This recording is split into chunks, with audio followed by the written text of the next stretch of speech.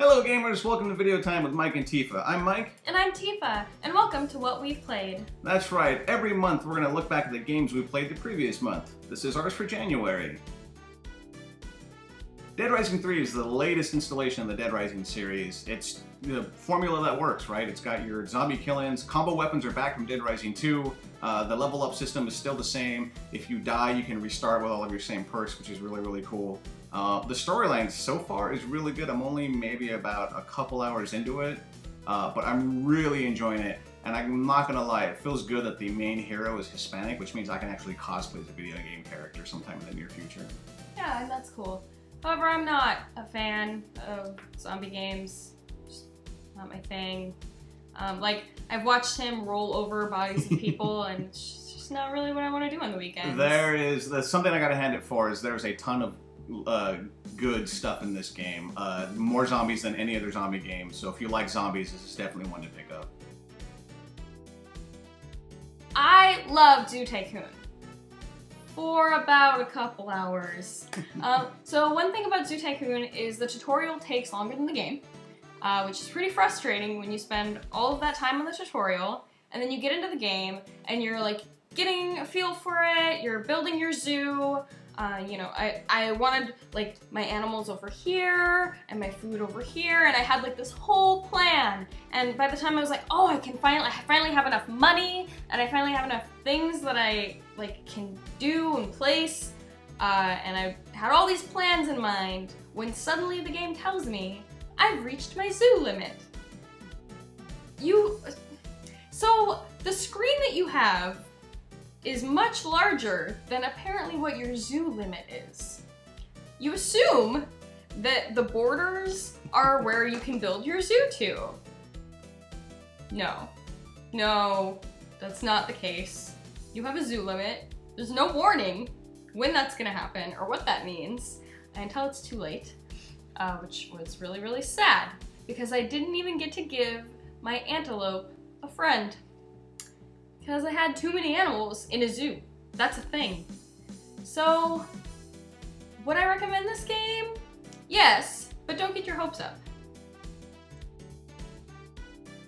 Max Curse of Brotherhood is actually a lot of fun. It's sort of this puzzle platformy game where you're the main character Max and you have these magic markers and each one messes with the environment. You can raise and lower ground, you can create vines and branches for you to hang on, and you can create water streams that help propel you into certain areas. You're essentially looking after your little brother who was taken by an old wizard. But it's a lot of fun. Definitely give it a good check out. I think I'm almost done with it too, actually. It's not a very long game, which makes it really easy, and it's definitely a ton of fun to play. Link Between Worlds. So we've both played this game.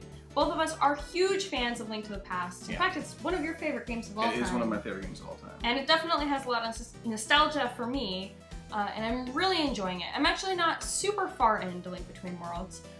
I'm getting pendants right now, which if you've played the original game, you know what that means. But it's a really good game. If you liked the first one, this is a great sequel, and it adds a lot of complications that I didn't expect, which is awesome.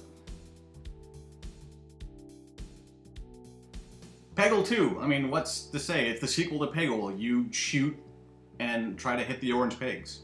It's fun. It's a good buy. Yeah, if you haven't played any of the Peggle games, I highly recommend it for when you're just like, you had a bad day at work and you just need something to like stare at for 20 minutes. It's perfect for that. Powerstar Golf.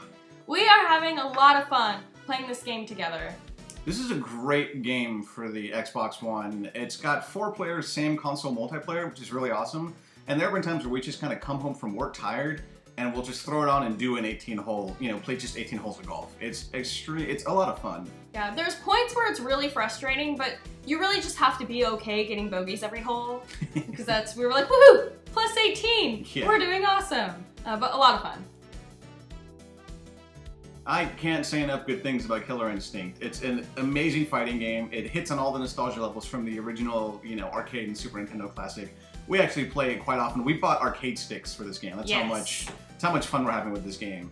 And kind of like Powerstar Golf, one of the other games, it's fun to just throw it on and just, you know, jump online or play against each other or have friends come over and just sit down and play a couple rounds of Killer Instinct.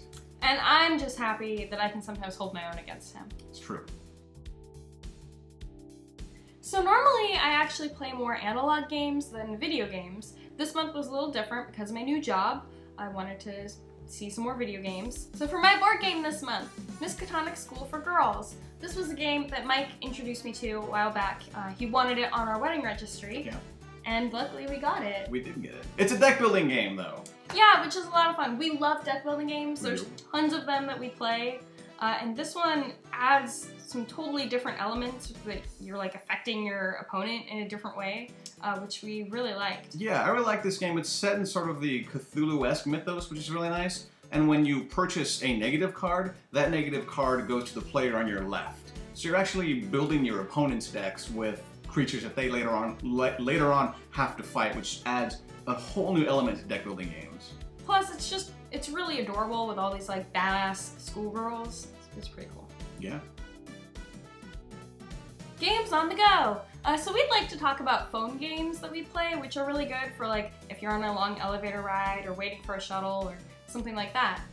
So this month, our games on the go recommendations are Ticket to Ride, Ascension, and Tiny Death Star. So those are most of the games we played in the month of January. Make sure you like, comment, and subscribe below, and let us know what games you played during the month of January. Yeah, and look forward to seeing us next time. Happy gaming!